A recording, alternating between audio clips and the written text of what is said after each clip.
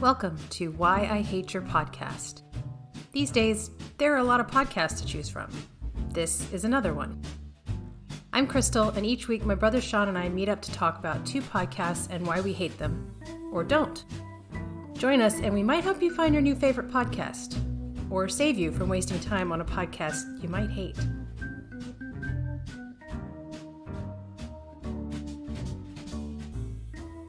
So our first podcast today is called Call Her Daddy. And this podcast is from Barstool Sports, which confused me greatly when I first did some initial research on this because the podcast has nothing to do about sports.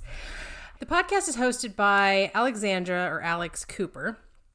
She's an Instagram model, YouTube vlogger, and the podcast is basically, well, it's mostly about sex, but sex, dating, relationship issues, and kind of the New York City lifestyle. It was originally hosted by her and a woman named Sophia Franklin until the spring of this year. And there was a bit of a drama. When I was doing the research on this, I kind of deep dived into what the heck was going on because they had a big break in the recording. And basically, there was a big disagreement between Sophia and Alex about whether or not to continue under their Barstool Sports renegotiated contract because they didn't feel they were being paid enough. And so they went to David Portnoy, who is the president of Barstool Sports, and said, hey, we want to renegotiate. We're not happy. And I think from what I gather, a lot of it is on Sophia's boyfriend, who's this HBO Sports executive, who was like pushing her to move off of the Barstool Sports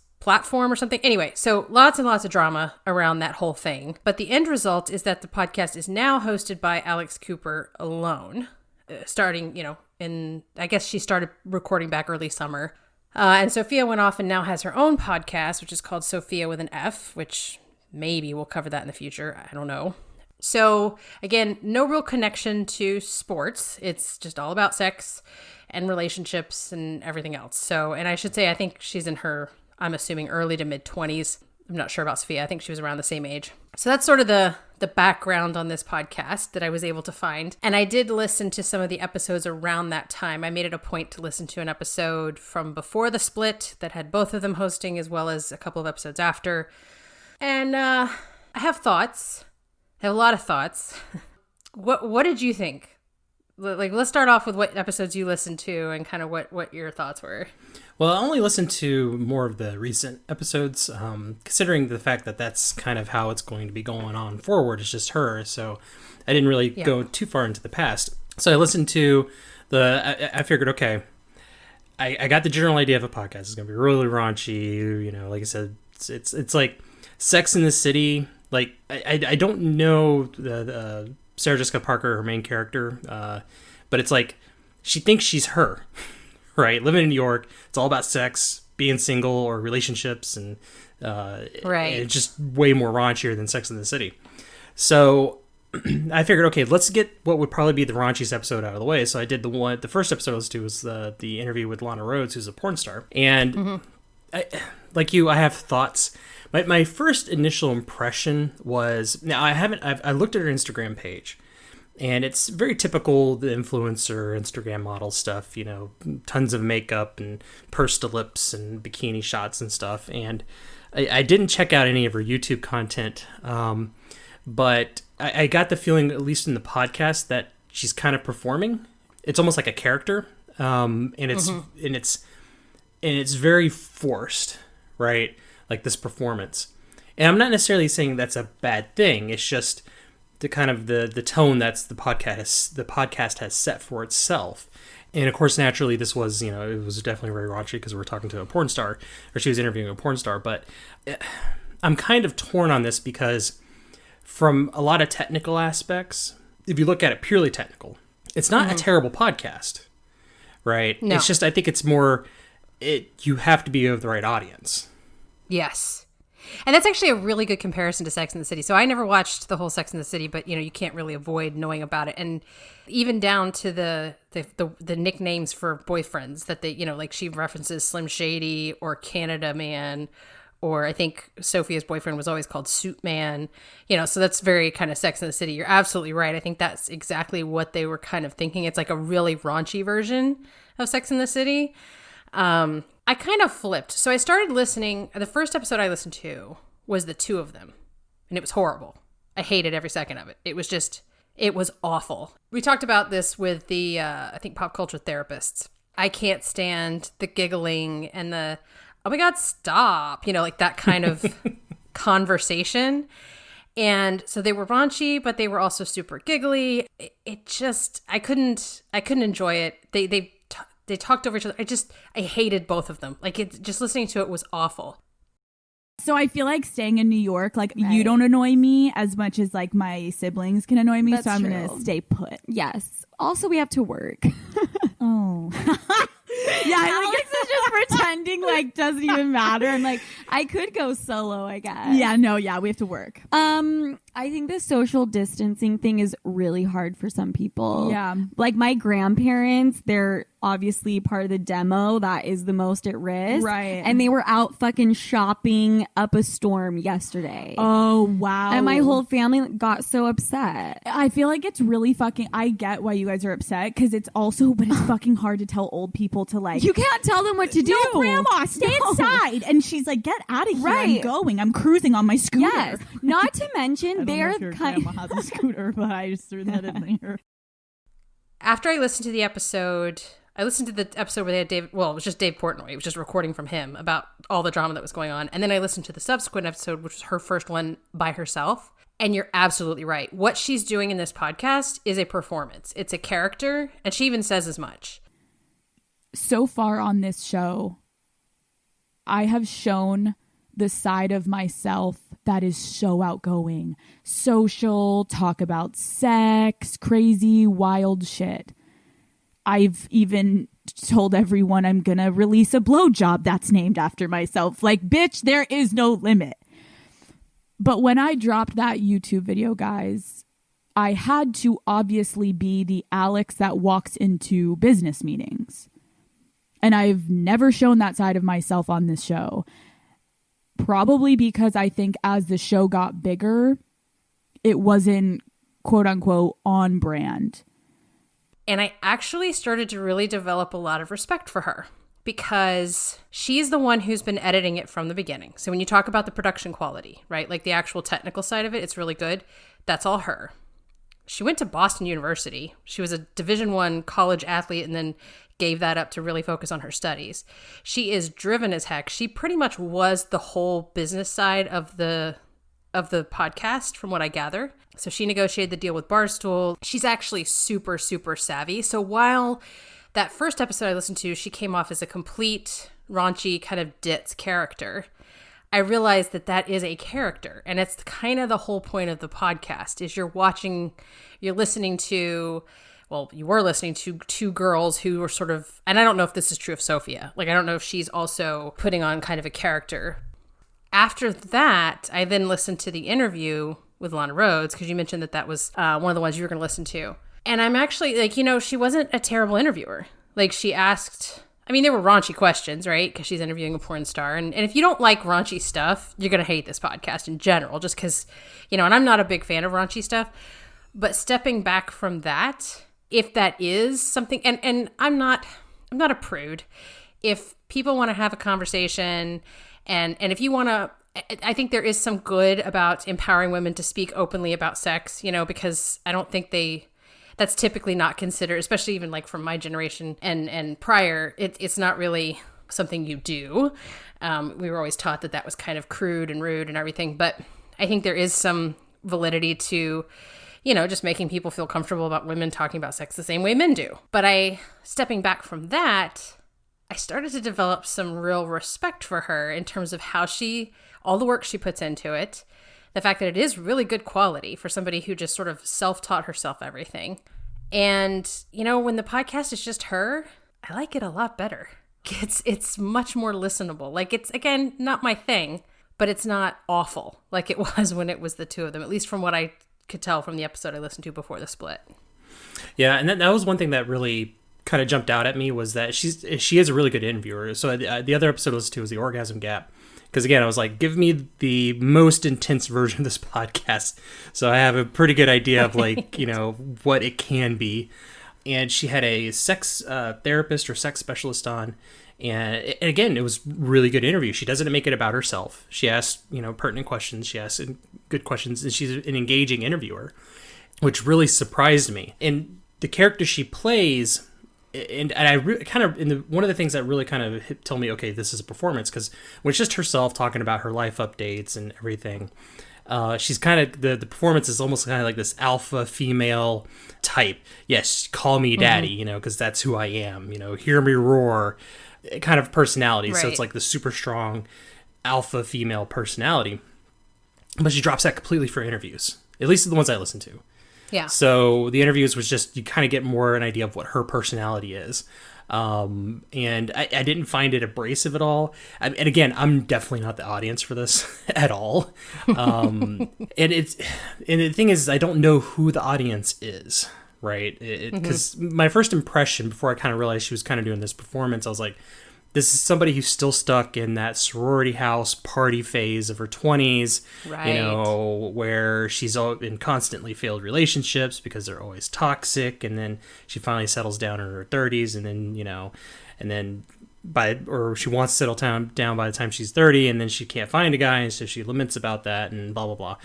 And I don't know if that's the type of person that would want that, or if that's just the only kind of person who would want to listen to that podcast.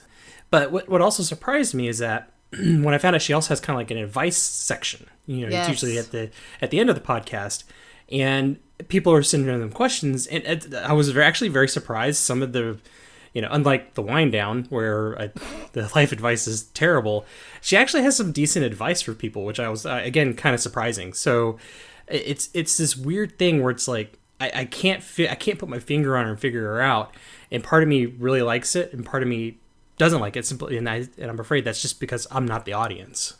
Right. I agree. I think the target audience for this is women/girls in, the 18 to 26, 27 range, maybe all the way up to 30, depending on, how much you like to live the single lifestyle. And again, she's far younger than I am, so I don't have the same perspective on a lot of things, but I agree. So aside from the really dumb intro to the questions of the week section, which she's still hanging on to, I hate that intro. I don't know why she doesn't let it go. You've moved on. It just, it sounds so immature. But anyway, it's just goofy, I don't know.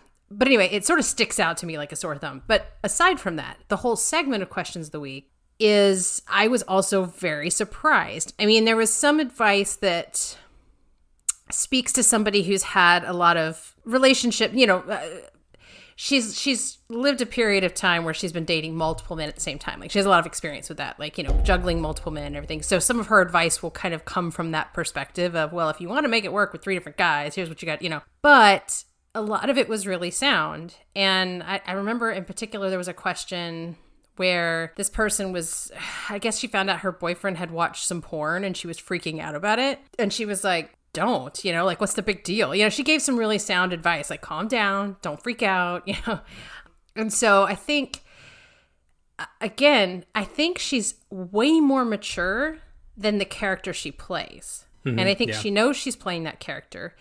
Her audience loves that character. Clearly, she has a very strong following. It is off the charts successful podcast for Barstool, apparently, because the deal they negotiated was, I think she gets like $500,000, and it's all out there. I'm not like, this, she said this much on the episode after the big split. She's making money. She's kind of rolling in it right now because she's very successful at what she does, and she's got a huge following. And so I have to respect her savvy.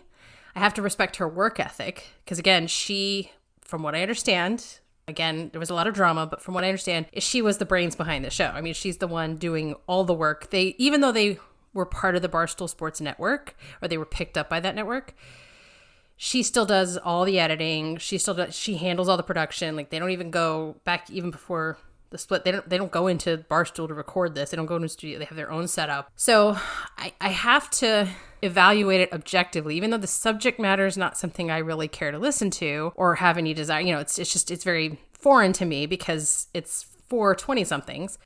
I really kind of respect what she's doing. Like, she's made a brand. She knows what it is. She's super smart. That was the thing that, like, when I listened to the first episode with the two of them, I didn't have a high opinion of either of them, right? Like, but once I realized that was a character, and I started to understand what's going on behind the scenes, she's really wicked smart. And so I can't fault her for having developed a brand and sticking with it and knowing what she's doing, right? Being smart about how she's managing everything and being able to go off on her own and change the podcast. And honestly, again, my opinion, it seems to be much better when it's just her. I think that's actually taken the podcast in a much better direction. From what I could tell, for at least the episodes I listened to, like, she does all of her own ad reads, right? And again, I guess it's probably the benefit of being on like Barstool Sports. You don't have all those Geico ads, which again, I don't think you would see every Geico ad or Alexis ad inserted into this podcast. Don't think so. Because all of her ad reads, well, I would say probably 90% of them are for adult products, right? Yes. You know, adult toy stores or, adult, products. And, which again, that kind of tells you, again, the audience that she's catering to. And I think one important distinction is that when I say it's very raunchy, for me at least, and I don't want to think I'm a prude, but it's somewhat uncomfortable for me because I'm just not generally that kind of person. And when I mean raunchy, it's not raunchy in the way like ooh, there's a beautiful woman talking raunchy stuff. I want to listen to that as a guy. It's really for other women, right? It's like how I see women at the bar talking about whatever and being raunchy to amongst themselves. Yes. Right. It's definitely not made for a male audience at all, the raunchiness of it. So I think that's an important distinction to say when we're saying it's raunchy.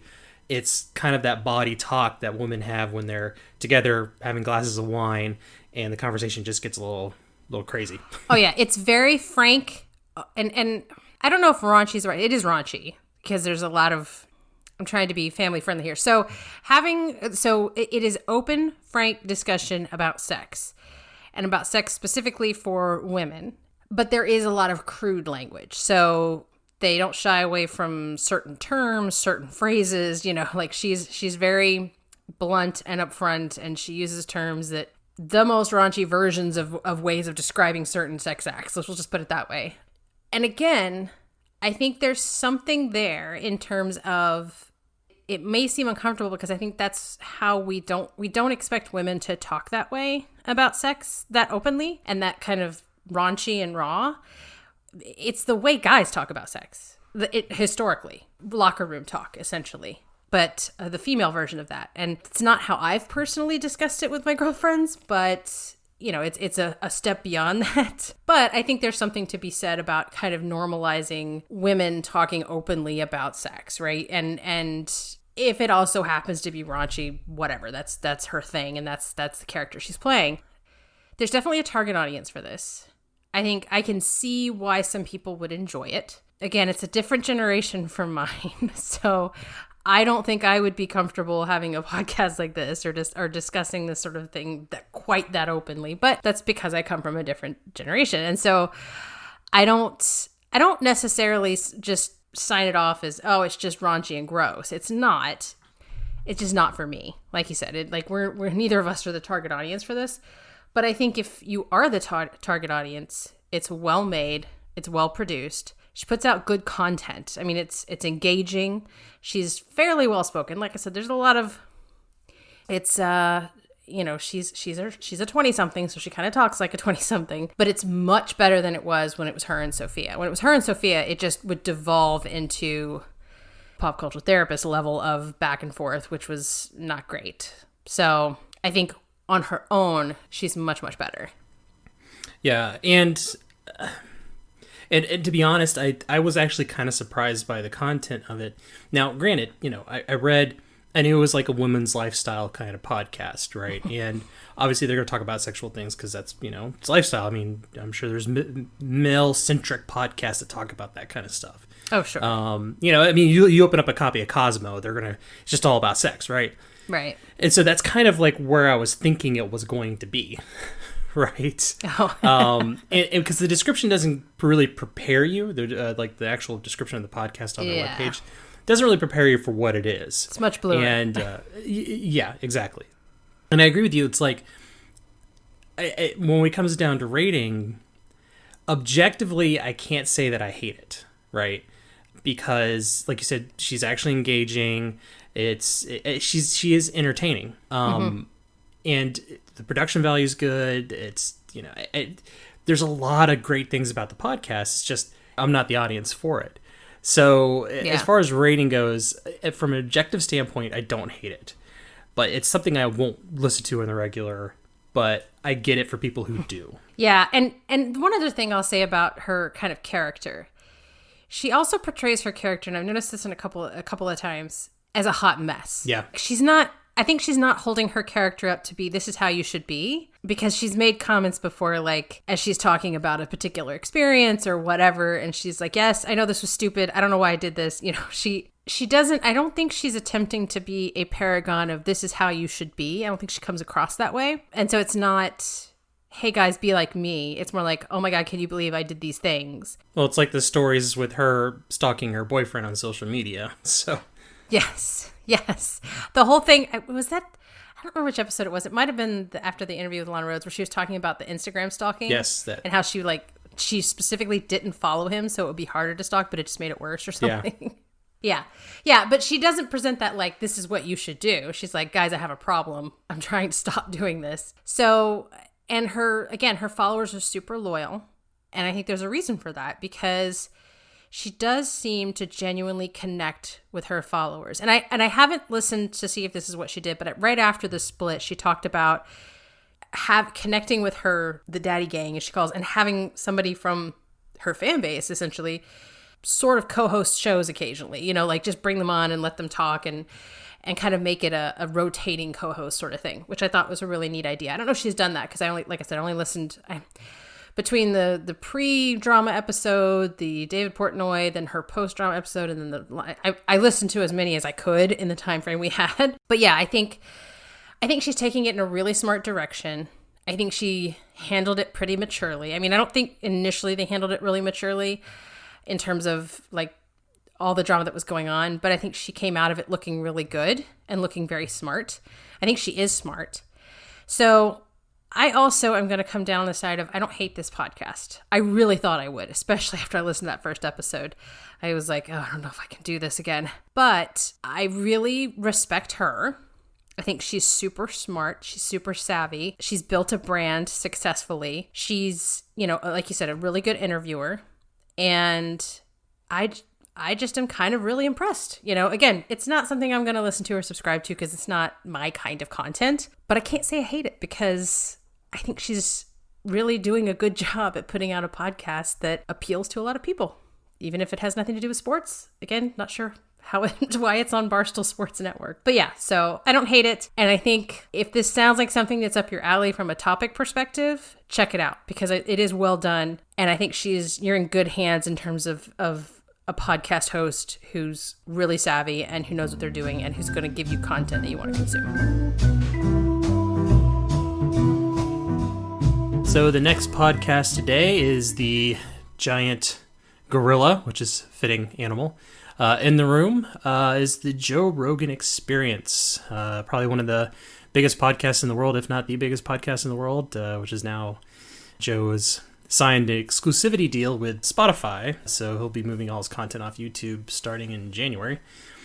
So Joe, if you don't know, he's a stand-up comedian. He's done sitcoms, worked on Fear Factor. So he's a also well-known MMA color commentator for UFC.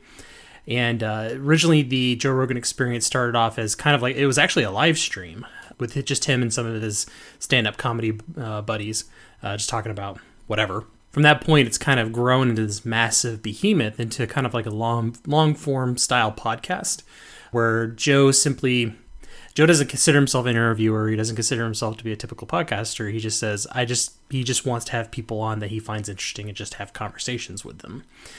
And the subjects range from comedy, sports, MMA, hunting, politics, current events, UFOs, conspiracy theories. I mean, his show kind of runs the gamut on topics. So yeah, I've been listening to Joe for quite a long time. I'm not one of the people who started since the beginning, for sure, but I definitely started many years ago.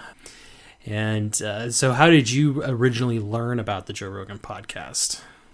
I'm honestly not sure I remember. It's been a few years, And it wasn't one of the first podcasts I started listening to. I got into podcasts, and then I think once you get into podcasts, inevitably you're going to hear about Joe Rogan. So I'm going to guess it's probably was like a certain episode was recommended or something like, oh, hey, you have to listen to this conversation. And that sort of turned me on to, I don't remember who it was though.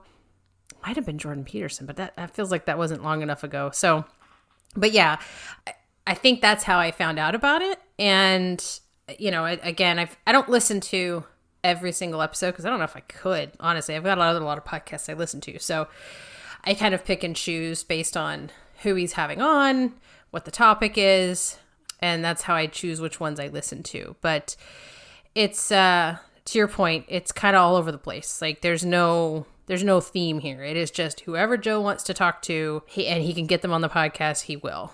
And it's kind of interesting that it's become this massive, you know, I think it's technically the number one podcast in the world in terms of total downloads. It's the biggest. And to your point, it's sort of the elephant in the room. You can't have a podcast about podcasts and not talk about the Joe Rogan Experience. Yeah. And you know what's funny? And I thought to myself, I was like, why are we covering this? Everyone's probably listened to Joe Rogan. Everyone knows what Joe Rogan is. But it's actually, my wife talked to someone the other day who has no idea what the Joe Rogan podcast is. So I guess there's still people out there who don't know what it is. Well, and I think a lot of people, too, who've heard of him think that it's something it's not. Yeah.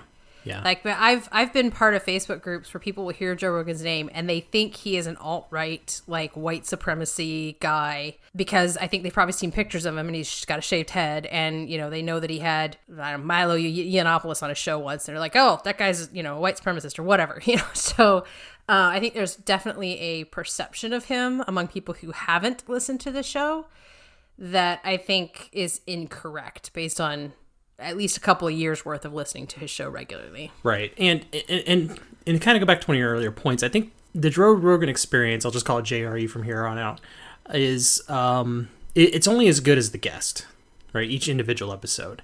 Because Joe himself is not that interesting, right? I mean, he's actually kind of dumb. And he'll tell you that, too. He believes he's actually an idiot. Although I think generally he has kind of above average intelligence, but he's still kind of dumb, right? He knows a lot of stuff. He's made it a point to use his podcast as a way to educate himself, right. And he's very curious. Yeah. Like he goes out of his way to learn, and so he does. I don't think he's dumb. I just think he's kind of a meathead, and he kind of comes at things.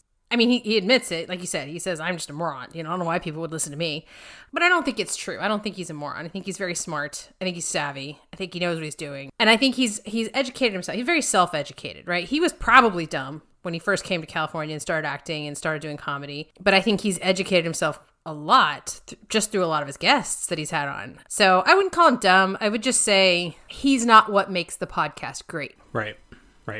And that's the thing is that he'll have. And the thing is, he's in a position now to where he can have really on any guest, as controversial as possible. He's had Alex Jones on a couple of times, like I said, Gavin McInnes, Milo Yiannopoulos. Some people would even say Jordan Peterson's controversial. And I think because he's willing to have very Steven Pinker is another one. Even though he's willing to have controversial people on his podcast, it's kind of like one of those things, like if you don't agree with those people, then, sunlight's the best disinfectant. You give them a way to get their ideas out there, and then people can look at it and say, oh, these ideas are really terrible, instead of just being told that they're terrible without actually hearing them. Well, and he's super old school liberal too. So like he's really big on free speech, which is that kind of lines up with his concept of like, let's hear their terrible thoughts. That we should know what they are. Yeah, well, and that's the thing. Yeah, example. Like, I mean, his political stance is definitely he is old school liberal, like freedom of speech. He does agree with the right to bear arms, stuff like that. Second Amendment supporter, but he does support universal income universal health care, UBI. He supports that stuff. He supports a lot of very left stuff or progressive stuff. And he likes Bernie Sanders. He likes Tulsi Gabbard. He's definitely not a conservative by any measure, but he gets called like alt-right white supremacist because there was one magazine, and they did kind of like, remember the old game, what is it, 7 Degrees from Kevin Bacon? Mm-hmm. They kind of did that. It was 7 degrees of alt. 6 degrees. Or 6 degrees. It was 6 degrees of alt-right because Joe's had this person on, and that person's been on this show, which had a person that was on this show that makes Joe alt-right. right? And it was that report literally came out, and nobody really looked at how they were, making these ties. And because of that, I'll give you a perfect example. So Joe Rogan had Carl Benjamin on, which is known as Sargon Avocado on YouTube.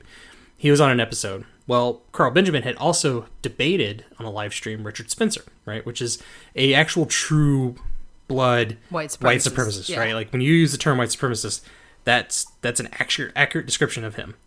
But because of that makes Joe alt-right. Because he's had Carl Benjamin on, who Carl Benjamin was debating against Richard Spencer, saying his ideas are bad, right? So that's kind of how this, and that narrative gets out there, and people will just automatically assume, oh, Joe Rogan's, racist and misogynist or all this kind of stuff, because he's had those kind of guests on. And it's actually causing a big stink at Spotify, right? Well, and I think YouTube's a lot to blame for this, though. Like, because YouTube's algorithm, if you watch an episode of the Joe Rogan podcast, so he's had some of his more popular episodes are ones where he's had like Jordan Peterson or Alex Jones, Brett Weinstein, or Alex Jones always blows up whenever he's on any podcast. And for the record, I can't listen to the ones with Alex Jones. He drives me absolutely nuts. Like, it's just not, I can't make it through an episode because it's just, he doesn't stop shouting. It's annoying. Anyway, if you listen to an episode of Joe Rogan, and it happens to be one, let's say, where he's had Ben Shapiro on, YouTube is going to recommend other Ben Shapiro videos or other, kind of very right videos. If you watch an episode where he has Bernie Sanders on, it's going to recommend more left content. And so, but because of that algorithm, I think people assume that, oh, if you watch the Joe Rogan show, you're going to get led down this dark YouTube rabbit hole. It's going to lead you straight to the white supremacists. Like, I think that's part of the problem, is the way the and there's actually algorithm works. And there's actually been articles written that are literally being called the alt-right rabbit hole, and specifically blaming YouTube that, it's YouTube that is the algorithm that leads you down that. So if you start watching a Ben Shapiro video, that starts the rabbit hole. Or if you listen to Joe Rogan, that's the start of the rabbit hole. It's just going to get you deeper and deeper into the, the cesspool of, white supremacy and alt-right and stuff like that. So, which is true. I mean, and that's a bigger discussion at hand, where social media itself creates echo chambers. Right. And that's just... And this is excellent timing, because when we were recording this, he had just interviewed, I don't know if you've heard it yet, Tristan Harris, who was the guy behind the Social Dilemma movie. Oh, no, yeah. Okay. Which was really interesting. So, yeah, but very, very much this topic, like the way that social media kind of manipulates what you see based on what you've seen and how you act online and all that stuff. Right. And I mean, even Jack Dorsey of Twitter, which Twitter is probably the most echo chambered social media platform in existence, has agreed that yes, that is a problem. We have, is that social media tends to create echo chambers. So so we're kind of digressing. I know, but it still relates to kind of like the draw, not necessarily the controversy around Joe Rogan that happens, because it's just he's willing to have so many different types of guests on, which is what I appreciate. And it goes back to also that it's the guests that make the podcast. And I don't listen to his podcast religiously. I just look for the particular guest that I might find interesting. And typically his podcast has a certain category of show, right? It's either all about MMA, which I don't care about. He has his one with his comedy lackeys, right? Like Burt Kreschner, Ari Shaffir. Lackeys is a bit harsh. they're leeches, right? So...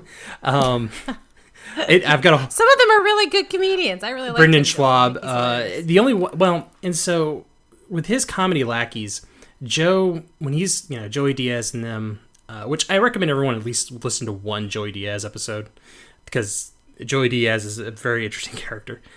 But these are people I feel like they latch onto Joe because Joe's more famous than they are, and when they get together and talk about comedy, Joe kind of thinks stand-up comedy is like this very high art form, right? And he gets super pretentious about it. And he's kind of like the alpha comedian among his small group of comedian friends.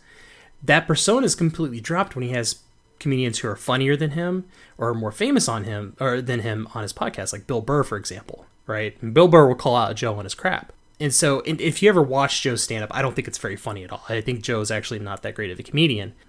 See, I disagree. I think he is funny. You do think he's funny? I like his comedy specials. I don't like his comedy. Yes. But I do. I think he's funny, and I think he's hit or miss. He's not 100. Like, he's not. I don't rank him up there with the greats, but and I should say, comedy is very subjective. So, I'm somebody who, there's certain comedians I really like. There's certain great comedians that I'm not that big of a fan of, but I think he's pretty funny. But I get what you're saying. Like, but I think it's unfair to say that these guys hang around with him. I mean, they've been hanging around with him for years and years and years before he became this huge phenomenon. And he encourages, like, he likes exposing them. He likes getting them more exposure.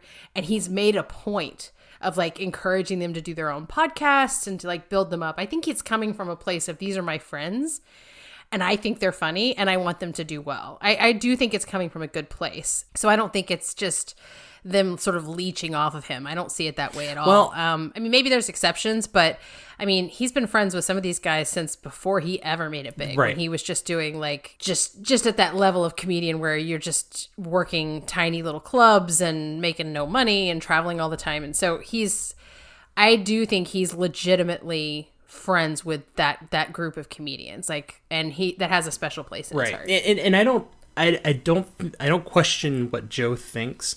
But I do see, because I don't really watch the ones with his comedian friends on there. Brian Callen's probably the only one that I will watch, because I just don't feel like he's a yes man to Joe, right? Because I've literally seen it where you'll have one of his friends who has an opinion, and it seems to be a pretty strong opinion.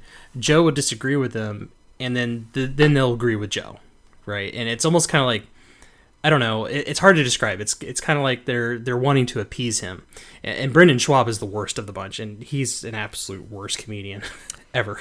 Yeah, I've never, and honestly, I'll be honest, I have not seen stand up from almost any of his stand up buddies. Like, because I don't watch a ton of stand up. I made a point to watch Joe's because I wanted to see what his stand up was like, and it's available on Netflix, so why not? But I've never seen the episodes with Joey Diaz. I just know from him talking about them on other podcast episodes, he talks about, like, he's trying to get Joey to move to Texas. I mean, that guy, he clearly is, like, one of his best friends. Yeah. And so, whether or not Joey Diaz is a good comedian or not, I have no idea. But I do think whatever Joe is doing is coming from a place of generosity because he's made it so big. Yeah. And he's been in the dirt. And I don't know if you followed the whole, I did go down the rabbit hole on the whole Carlos Mencia thing. Oh, yeah. No, I have never gone down that rabbit hole. I didn't know what the story was because it was a whole, he's talked a lot about Mitzi at the Comedy Store recently because I think she passed away in the last couple of years. And he was super emotional about it because she was the Comedy Store. Like, if she didn't think you're funny, she didn't care who you were. But so he revered her. Like, she has this, like, godlike status among comedians who work the Comedy Store. And the Comedy Store does have an amazing history. But he was booted out at one point and not welcome at the Comedy Store because he confronted Carlos Mencia on stage about stealing jokes. Yeah. And I actually saw the video. I mean, it's a terrible cell phone video from, like, early 2000s or whatever it was. But, I mean, he went in hard on this guy. I mean, it was brutal. And so, I kind of respect him for that. And I think that's why a lot of comedians really respect him. I think that's one of the reasons. Because nobody was really willing, because Carlos Mencia was huge at the time. Yep. Like, nobody was willing to stay, especially some of these guys who are just, eking out a small living, like doing Tuesday nights or whatever night at the Comedy Store. But he's been there, I think, legitimately long enough. He's built so many relationships. I don't really question that. I think, to your point, I'm sure there's some of them that are riding his coattails a little bit, but I don't think he minds at all because they're his friends. And he's like, hey, if I can make you make more money or be more famous, I'm going to do it. Right. And what's funny is that, when he has his comedy friends on and he talks about, stand-up comedy being a high art, which I agree, stand-up comedy, it's hard, right? Because it's all about timing, reading the crowd, your actual content in your jokes. I mean, there's so much that goes into it, and it is a hard thing to do. But, I mean, Joe puts it, like, up on a pedestal, like, he's a modern-day Van Gogh kind of thing. But what's so funny about that is that he has comedians on who are not part of his clique, and they'll be throwing out jokes. They always go over his head. They always go over his head. It's amazing to me. One of the comedians he has on quite often, and he's got his own podcast, which I really haven't spent a lot of time listening to, is Theo Von, which when he's on Rogan, he is absolutely hilarious. But I don't like his stand-up. Right? But on Rogan, he is so funny.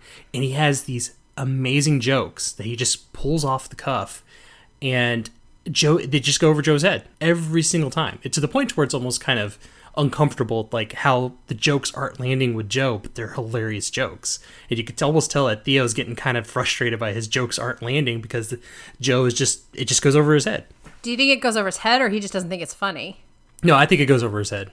Well, and another question is he stoned when he has Theo Von on? Because I find that Joe is a lot less intelligent when he's stoned. I don't think so, simply because Theo had a major drug problem and he's sober now. Okay. He probably... Presumably not, then. Yeah, I would presume he would be kind enough not to be smoking weed around a recovering drug addict. Yeah, potentially. And that's something I will say that, like...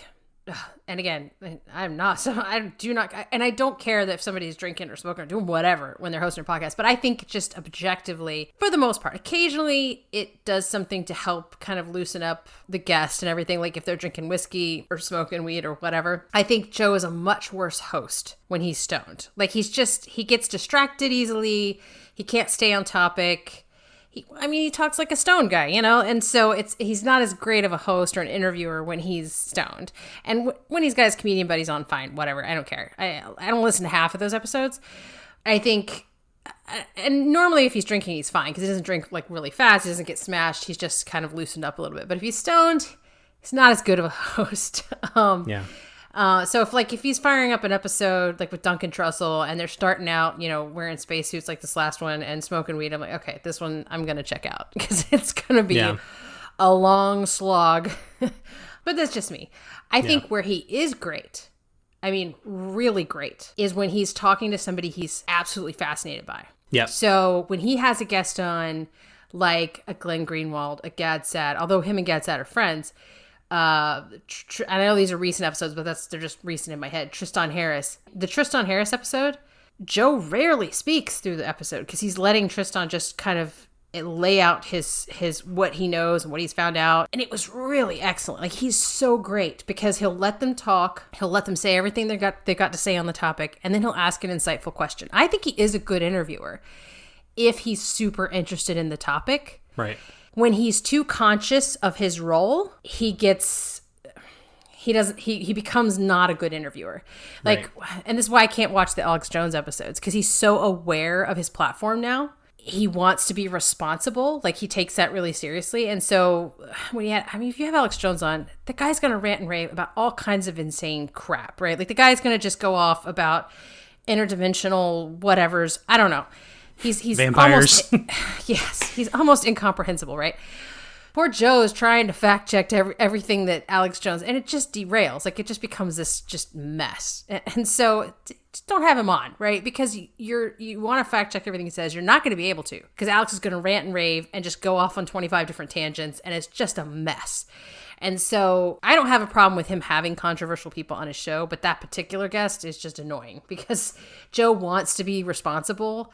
And I think that's something over the last couple of years he's become much more aware of, is this whole concept of, because he's gotten a lot of criticism for quote unquote platforming people that have controversial views or whatever. And so he's trying to, while still allowing them to be exposed, their good ideas, their bad ideas, whatever. Like he said, the best thing for bad speech is sunlight and better speech, as he puts it. When he tries to do that, sometimes it comes off like he's not super great at it. He's trying, and I give him credit for trying, but it kind of can derail the podcast and make it sort of unlistenable. So yeah. I think he's better when he's super interested in the topic. He's not trying to be too conscious of his platform, when putting air quotes around that. I think that's when he's the best. I think that's when his episodes really shine. Right. And again, that all comes down to the guest. Yeah, and you're right. Like, he's a good interview. Like the episodes with Edward Snowden. Yes. Joe rarely talks. He just lets Edward Snowden just talk. And like you said, when he's super engaged and super interested in what they're talking about, he'll ask really good questions. Mm-hmm. There's kind of the two modes, right? Like, if he has somebody on he finds interesting, he'll interview them. If he has somebody who he just wants to talk to, they'll just have a conversation. Right. And it's not an interview. And you have to kind of recognize, this is not an interview. They're just talking whatever, right? Yeah. But one thing that he becomes very insufferable on, and I have two episodes that I can remember specifically, is weed legalization, right? Which Joe is a big stoner. He's big into the, weed should be legal. Weed is great. It's a miracle drug. all that kind of stuff. He had Dan Crenshaw on, which was a good episode. You know, they're just having a conversation. Yep. He asked Dan about, you know, his stance on weed legalization, and he was like, well, you know, it's not a hill I'm going to die on. I need to know more, you know, but he's like, it's kind of a states' rights thing. He was very kind of non-committal about it, and Joe just started grilling him. Like, why not? You should be completely bro, you know, and he wouldn't drop the topic, right? Yes. And Dan Crenshaw's like, okay, fine, you know, I'm not going to die on this hill, you know, it's like, right. I'll look at it if legislation comes up for it. And we should say Dan Crenshaw is I think he's a congressman from Texas. Yes, he is a congressman. He's a junior congressman. Yeah, veteran. As well. And there was another one with Steven Crowder, who, which I'm not a fan of Steven Crowder. Just he's another comedian that's just terrible. I don't think I've heard an episode with him. He's done. I think he's been on Rogan like twice. One episode he had Crowder on, and Crowder knew Joe's stance on marijuana legalization, and Crowder's very against it because he's very religious. And Crowder's like, I specifically don't want to talk about this, Joe, because I know it's going to derail the conversation. But Joe wouldn't let it go. It ended up being 40 minutes of Joe trying to convince him why weed should be legal, right? And he's like, that's fine. I don't care, Joe. I don't want to talk about it. But Joe kept on, and it's pretty bad. And to kind of go also, again, one thing I just thought of, and I feel like I'm kind of jumping around here a bit, but again, the show is as good as its guest, and it's rarely because of Joe's fault that the episode sucks. Even though Joe's not that interesting of a person, he couldn't carry the podcast by himself. It's very rarely a reason why the podcast is terrible. It's because of Joe. Even if it's a terrible guest, it's going to be a terrible podcast, right? Like Kanye. Right. That was a big deal when Kanye came out. That was a terrible episode. I couldn't even make it through it. I had to stop. I just couldn't. And it wasn't because of Joe. No. Right? It was just his guest. And maybe that's because Joe doesn't ask the right questions or something. Maybe Joe could make it better. That was just I think, again, Joe is not Frost. You know, he's not this amazing journalist interviewer guy. You know, he's just a dude who is curious. And so when he has somebody on like Kanye who is all about himself, Kanye's only interested in talking about himself. Joe's not going to grill Kanye. You know, he's not going to like approach it as a journalist would approach an interview with Kanye. He just wants to know about the guy. He likes his music, thinks he's interesting. Hey, I'm going to talk to him. I mean, I didn't listen to the whole thing. Full confession. I only listened to a little bit, if I'm honest. But yeah, again, he's going to let them be who they are. You know, and he'll have questions. Like if he has questions, he's going to ask those questions, and he won't let the conversation sort of die out. There's never any awkward silences. Like that's where he's a good interviewer, is that he's always got more questions for his guests. He doesn't run over them with the questions, but he won't ever let it just wander off. And, you know, you never get the feeling that, well, we're just sitting here and I'm going to come up with some BS questions because I can't think of anything. You know, he always seems to be really well prepared or have a lot of thoughts to drive good conversation. So I think you're not giving him quite enough credit. You know, you think he's not that interesting. I think he's pretty good as an interviewer. It has to be somebody he's interested in. He needs to be relatively sober, at least not stoned. And I do think you're right. He's hung up on the weed thing, which, you know, I personally, I agree with him. I think weed should be legalized. But I think he for some reason, that's one of those things. Normally, he's really great about having kind of nuanced discussion about, because he's heard from both sides on things like UBI. And he'll kind of go back and forth. He's like, I think it's a good idea. Or I think it's something we should at least try, you know. So he can be persuaded by really good arguments.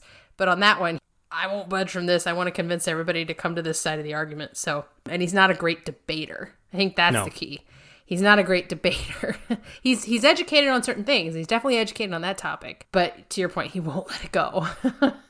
Right. And I think really the only and the thing is, it's like, one thing that Joe Rogan's podcast benefits greatly from is the YouTube comments, which are going to go away, which is going to be sad. Mm-hmm. YouTube comments on Joe Rogan's podcast are just gold. And his subreddit, also very funny. I've never read the YouTube comments, and I've never seen the subreddit. So the memes, the memes are just, they're so great. I take that back. I have noticed in the comments, there's always the Joe insert whatever protein. meme. Yeah, heat shock protein Rogan or whatever. Yeah I have seen that meme. So there's some really good memes around the community, and what I do like is that, like, especially the subreddit, either the subreddit becomes a place where it's just like idol worship, or it's a place where they absolutely hate him, right? So, I'll give you a perfect example. Brendan Schwab and David Callen have a podcast called The Fighter and the Kid, and you go to that subreddit, and it's 100% negative. Like, the subreddit's dedicated to hating those people, right? Joe Rogan's kind of a nice mixture. Like, these people they love Joe Rogan, but they're willing to call him out on a lot of his crap, because right. Joe is a very like, hey, you know what? If you don't like what you do, just quit your job and follow your dreams. You'll be successful, right? And he's very out of touch in that. Very naive. He's very naive in that, and that pisses people off on the subreddit. They're like, Joe, maybe people actually like their cubicle job. There's a lot of surrounding culture, I guess you could say, to the podcast that I almost kind of enjoy more than the podcast itself in a weird sort of way. And it's just, to me, it's just very humorous. And, like, one of my favorite things was on the subreddit, it was Joe eating a banana colorized. You click on the picture, and it's like this monkey that's completely shaved, like it has no hair, and it's eating a banana. So it's very funny. But I think when you were talking about being awkward, I think the only time I've ever noticed that was Elon Musk. That's because Elon Musk. Joe. Yeah, that wasn't Joe. Right, that was Elon Musk. Elon's like that in every interview. Yes, and it's super because awkward. You have to understand with Elon. I think I figured this out because he's also done interviews with a YouTube channel that I follow, which is Everyday Astronaut. He thinks very carefully about what he's going to say before he says it, which is shocking based on his Twitter, to be honest. But when you ask him a question, there'll be this long, awkward pause because in his head, I don't know what's happening in there, but he's thinking, he's having a conversation, he's analyzing, he's coming up with whatever he's going to say. And I'm not saying that in a way like, I think he honestly doesn't even realize that the time that he's taking to process and think and come up with what he wants to say is awkward for anybody else. Because I think Elon's probably on the spectrum, and I'm not throwing out some diagnosis or something. I know that's not cool to do, but based on his interactions and the way he behaves in the public eye, he seems to exhibit some of those characteristics. And I think that's just, I don't even think he's aware of the social cues of that being weird and awkward. The fact that he's going to sit there silently after you've asked him a question for 35 seconds before he answers it. So that's all Elon. And kudos to Joe for not being like, what is happening here? He was willing to sit it out and wait until Elon answered. He didn't try to fill it, So it did come off as a little weird and there were some gaps, but that was all Elon. Yeah. And at the last episode, we had Neil deGrasse Tyson. That was pretty insufferable. I mean, and again, that was the guest, right? Because he's just an egomaniac, and it's almost like he has the same ego as Kanye, but he knows to temper it down a little bit to a degree. Barely, yeah. No, he's unfortunately, if I see that's a guest on, and he's been a guest before, and if you go back like to older episodes where he was on, or if you go back to older interviews with Neil deGrasse Tyson, he's not bad at all. But his ego's gotten way outsized, and now he's insufferable. He comes across as a condescending, smarmy jerk, and so I just avoid anything with him now because I can't take it anymore. But yeah, that's an episode. I didn't even listen to it. I did briefly look at the YouTube comments for the episode and was like, yeah, I'm glad I skipped this one. Yeah.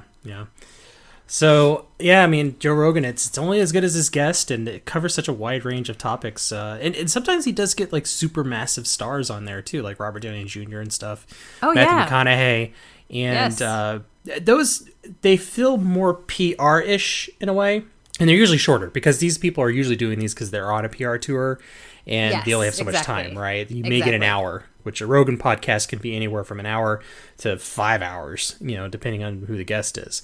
But usually for these stars, you're only going to, you might get lucky if it's an hour and a half, right? But it's usually just under an hour, around an hour. I want to say when he had Rob Lowe on, I felt like it was like 2 or 3 hours. That one went on quite a bit, but I think Rob Lowe's actually a fan. Yeah, I don't think that was like a PR tour. No, because he didn't have anything. I don't think he had anything coming out at the time. Like with McConaughey, he has his book coming out. I think with what was the other one, Robert Downey Jr., he had something going on that he was promoting. But it is nice because unlike most of those press tours where they're on for 10 minutes max on something, they get to sit and talk for at least an hour. And what's so funny is, I don't know if you've noticed this, but when he does have those big stars on, they seem to be really happy about the fact that they get to talk at length. That it's not like this rush, that it's very relaxed. I guess I can appreciate, you know, if you're used to doing like press junkets and stuff, you know, you're like, okay, you're going to sit down in front of this bald-headed, like meathead guy for like 3 hours and talk. But again, I think you're right. I think they're usually limited to an hour. And I'm guessing that's probably a caveat from Joe. I'm guessing he's like, I'm not going to have you on for 20 minutes. You have to at least give me an hour. Yeah. Because he really believes strongly in the long form conversation being more valuable, which I agree with. I think it's way more valuable.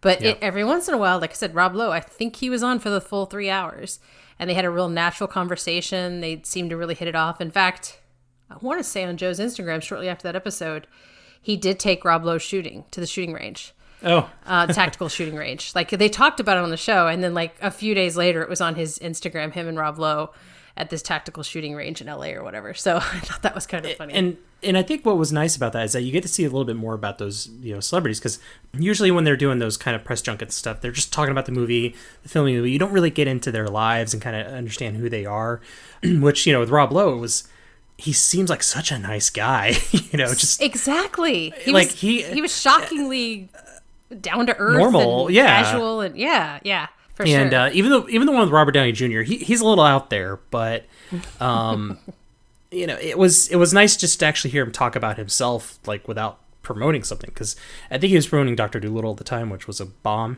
But they only talked about it for like 2 minutes at the end. Yeah, they didn't talk. Although Joe kept bringing up Iron Man, and I have a feeling Robert Downey Jr. was just tired of talking about Iron Man. Yes. He was ready to move on. I can't blame him there. I mean, after, 15 years of it, he's got to be a little tired. Yeah. Well, and then McConaughey was a great example. So McConaughey, if you get him in little dribs and drabs, just little snippets here and there, or you see something and you're like, boy, that guy's way out there. I don't know what's going on with him, but he seems way out there. But in hearing his discussion, like a long form conversation with Joe, I was like, oh, he seems kind of cool. Like he's a little trippy, a little hippy dippy, but he doesn't sound kind of as, because he was starting to sound a little loony when you just get little snippets of him, because he'll say some things and you're like, what? Is he trying to be deep? I don't understand what's happening. But when I saw him on Rogan, I was like, okay, I get, like, he has a delivery style that makes him sound that way. He's actually a pretty, normal cat. So that was kind of cool. That's one of the reasons I will make a point, even though I'm not like into the celebrity culture, I will make a point to listen to most of his like I said, I couldn't do Kanye. I tried.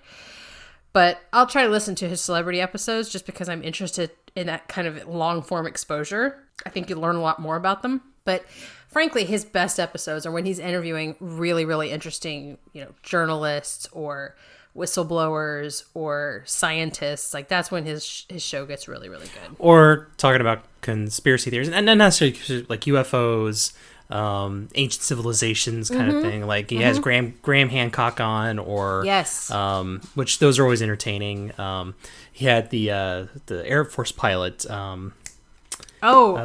Faber, Lieutenant Faber. Faber, yeah, that's right. That was really interesting. That was super interesting. Dan Aykroyd, that was a fantastic podcast. That was shockingly good. You know what? So he, sort of digressing a little bit, he was also on Last Podcast on the Left, which, totally makes sense because they're way into UFOs. And the thing I learned about him, he is so nice. The reason he believes all these people, I mean, he's had his own experiences, and his mother was obviously way into like UFOs and all these different things. But he's so nice that he just believes that everybody who tells these stories are all telling the truth, because he's like, I have to believe them. They're very nice people. He just seems to be this, like, he just takes everybody, like he's like Pollyanna. He just takes everyone at face value and believes the best of them. And so if they say they were abducted, of course I believe them. He came off so much. I don't know. I really, and they really got into some stuff about Ghostbusters. That was a really great episode. I forgot about that one, but yeah. Yeah. Well, it just surprised me with just how he has all these alien encounters. Like his character from Ghostbusters, that's him in real life. Oh, it is? Like, yeah, I didn't this stuff realize is that. all cataloged in his brain. He could pull out dates, names of like obscure alien sightings and stuff. Like, he does seem to almost have a photographic memory for that stuff. Like, yeah. It's, and you're right. He's and well, he wrote Ghostbusters. Yeah. He wrote it, I think originally it was more serious than what he ended up, what it ended up being as far as a comedy. I think I think him and Harold Ramis wrote it. I think most of it was written by Ramis, but all like the geeky, scientific, and spooky stuff, paranormal stuff, was all written by Aykroyd. Was that okay? That makes sense because Ramis is pretty funny. So, I mean, Dan Aykroyd was always funny, obviously being on SNL and everything. But yeah, no, that was a really good episode. I forgot about that one. That's a good one to listen to. Yeah.